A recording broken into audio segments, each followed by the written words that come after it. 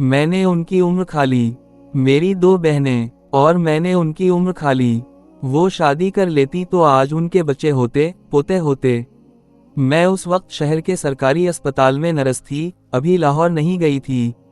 اپنا ہی قصبہ تھا، وہی چھوٹی سی دنیا جہاں ڈاکٹر بھی مریض کے خاندان کو نام سے جانتے تھے اور مریض بھی نرس سے دوا کم، دعا زیادہ مانگتے تھے۔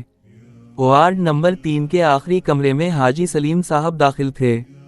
عمر 85 کے لگ بھگ ہوگی، جسم ہڈیوں کا ڈھانچہ رہ گیا تھا، مگر لہجے میں اب بھی حکم کا بوجھ موجود تھا، جیسے زندگی بھر لوگوں کو یہ کرو اور وہ نہ کرو کہنے کی عادت آخری سانس تک ساتھ چل رہی ہو۔ ان کے ساتھ 2 بہنیں تھیں، بڑی بہن سکینہ بی بی تقریباً 70 برس کی، چھوٹی بہن رابعہ 60 سے اوپر۔ دونوں کے بال سفید، چہرے پر عمر کی شکنیں، ہاتھوں میں تسبیح اور آنکھوں میں وہ گھبراہٹ جو ان عورتوں کی آنکھوں میں آ جاتی ہے جنہوں نے پوری زندگی اپنا فیصلہ خود نہ کیا ہو۔ وہ بھائی کے سرہانے کھڑی رہتیں، کبھی پانی کا گلاس آگے کرتیں، کبھی چادر درست کرتیں، کبھی تکیہ اونچا کرتیں۔ حاجی صاحب جھنجھلا جاتے، بس کرو، دم گھٹتا ہے میرا۔ دونوں فوراً پیچھے ہٹ جاتیں، 5 منٹ بعد پھر آگے آ جاتیں۔ وہ ان پر ناراض ہوتے تھے، مگر ان کی ناراضی میں بھی ایک عادت تھی، جیسے انسان اسی سائے پر غصہ کرتا ہے جس کے بغیر اسے ڈر لگتا ہو۔ ایک رات حاجی صاحب کی حالت زیادہ خراب ہو گئی، پیٹ سے خون آ رہا تھا، جسم کمزور تھا، سانس اکھڑ رہی تھی۔ میں نے دوا دی، چادر بدلی، پانی پلایا۔ کچھ دیر بعد وہ تھک کر خاموش ہو گئے، پھر اچانک بولے، بیٹی میں نے جنگ دیکھی ہے۔ میں نے سمجھا بخار میں کچھ کہہ رہے ہیں، وہ خود ہی بولتے چلے گئے، محاذ پر تھا، لڑائی میں نہیں گیا، مگر بیماری نے آ لیا۔ پیچش ایسی کہ آدمی زندہ ہوتے ہوئے اندر سے خالی ہو جائے۔ پھر واپس آیا تو ابا فوت ہو گئے، دکان میرے ہاتھ آ گئی۔ کپڑے کا کاروبار تھا ہمارا، وہ کچھ دیر چھت کو دیکھتے رہے۔ اس دن سے میں نے سمجھ لیا کہ میں گھر کا مالک ہوں، بہنیں میری ذمہ داری ہیں۔ ان کی آواز بھاری ہو گئی، ذمہ داری نہیں، قید بنا دیا میں نے انہیں۔ میں خاموش کھڑی رہی۔ وہ بولے، سکینہ کا ایک رشتہ آیا تھا، اچھا گھر تھا۔ میں نے کہہ دیا، ابھی گھر کو تمہاری ضرورت ہے۔ رابعہ کے لیے بھی بات چلی تھی، میں نے صاف انکار کر دیا۔ کہا، باہر کی دنیا خراب ہے، اصل بات یہ تھی کہ مجھے گھر میں 2 ہاتھ چاہیے تھے، کھانا پکانے والے، کپڑے دھونے والے، میری خدمت کرنے والے۔ ان کی آنکھوں میں پانی اتر آیا۔ میں دکان چلاتا تھا، پیسے میرے ہاتھ میں تھے، گھر کا خرچ، زمین کے کاغذ، بینک، سب کچھ میرے پاس۔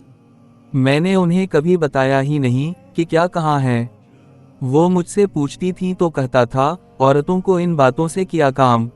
دروازے کے باہر دونوں بہنیں کرسیوں پر بیٹھی تھیں، ایک کے ہاتھ میں جائے نماز تھی، دوسری کے ہاتھ میں دوا کی پرچی۔ دونوں کو خبر نہ تھی کہ اندر ان کی پوری زندگی کا حساب کھول رہا ہے۔ حاجی صاحب نے آنکھیں بند کر لی۔ میں نے ان کی عمر کھا لی، بیٹی وہ شادی کر لیتی تو آج ان کے بچے ہوتے، پوتے ہوتے، کوئی دروازہ کھٹکھٹانے والا ہوتا۔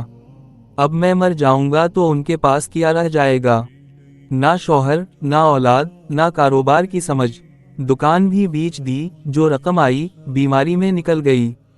گھر کے کاغذ کہاں ہیں، بینک میں کیا ہے، قرض کس کا ہے، کچھ نہیں جانتی وہ رونے لگے۔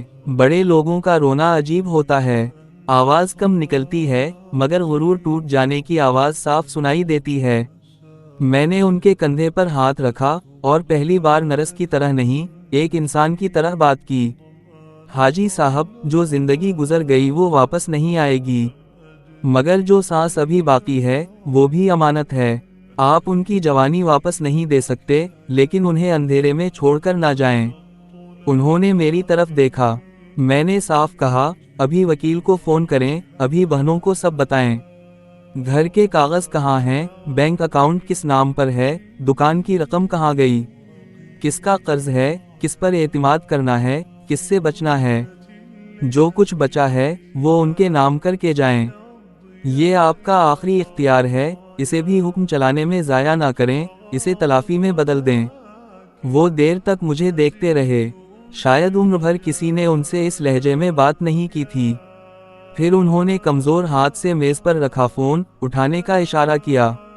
میں باہر آ گئی۔ کچھ دیر بعد جب دوبارہ کمرے کے سامنے سے گزری تو اندر سے حاجی صاحب کی ٹوٹی ہوئی آواز آ رہی تھی، چودھری صاحب صبح نہیں، ابھی آ جائیں، نہیں تو کم از کم فون پر لکھ لیں۔ میری دونوں بہنوں کو دفتر بلانا، ہاں، گھر کے کاغذ، بینک کی فائل، لاکر کی چابی، سب انہیں سمجھانا ہے۔ اور سنیں، مکان ان دونوں کے نام کروا دیں، جو کچھ بچا ہے، برابر۔ دروازے کے پاس سکینہ بی بی کھڑی تھیں، ان کے ہاتھ کانپ رہے تھے۔ شاید پہلی بار انہیں معلوم ہوا تھا کہ ان کی زندگی میں ان کا بھی کچھ حصہ ہے۔ میں 3 دن کی چھٹی پر چلی گئی۔ واپس آئی تو حاجی سلیم صاحب کا بستر خالی تھا، چادر بدل دی گئی تھی، نام کی پرچی اتر چکی تھی، نیا مریض آنے والا تھا۔ میں نے وارڈ بوائے سے پوچھا، اس نے کہا، وہ حاجی صاحب پرسوں فجر سے پہلے انتقال ہو گیا۔ بہنیں بہت رو رہی تھیں، وکیل بھی آیا تھا، کچھ کاغذ لے گیا، کچھ دے گیا۔ میں نے مزید کچھ نہیں پوچھا۔ مجھے نہیں معلوم سکینہ بی بی اور رابعہ کے ساتھ پھر کیا ہوا، وہ گھر بچا یا نہیں، بینک میں کتنی رقم تھی، رشتے داروں نے ساتھ دیا یا حصہ مانگنے آ گئے، ان کے بڑھاپے کی شام آسان ہوئی یا ویسی ہی مشکل رہی۔ مگر میں آج تک حاجی صاحب کا وہ جملہ نہیں بھول سکی، میں نے ان کی عمر کھا لی۔ ہمارے معاشرے میں بہت سے گھر ایسے ہیں جہاں ایک مرد کفالت کے نام پر اختیار سنبھال لیتا ہے، پھر اختیار آہستہ آہستہ محبت کو بھی نگل جاتا ہے۔ بہنیں، بیٹیاں، بیویاں خدمت کرتے کرتے اپنی مرضی بھول جاتی ہیں۔ انہیں بتایا جاتا ہے کہ تم محفوظ ہو، حالانکہ اصل میں انہیں بے خبر رکھا جا رہا ہوتا ہے۔ محبت کبھی کسی انسان کو اتنا محتاج نہیں بناتی کہ وہ اپنے ہی گھر کے کاغذ نہ جانتا ہو۔ رشتہ اگر حفاظت کے نام پر کسی کی پوری زندگی روک دے تو وہ حفاظت نہیں، قید ہے۔ اور موت کے بستر پر سب سے بڑا عذاب بیماری نہیں ہوتی، سب سے بڑا عذاب یہ احساس ہوتا ہے کہ جن ہاتھوں نے ساری عمر آپ کے لیے پانی کا گلاس اٹھایا، آپ نے انہی ہاتھوں میں ان کی اپنی زندگی کا کوئی اختیار نہیں رکھا۔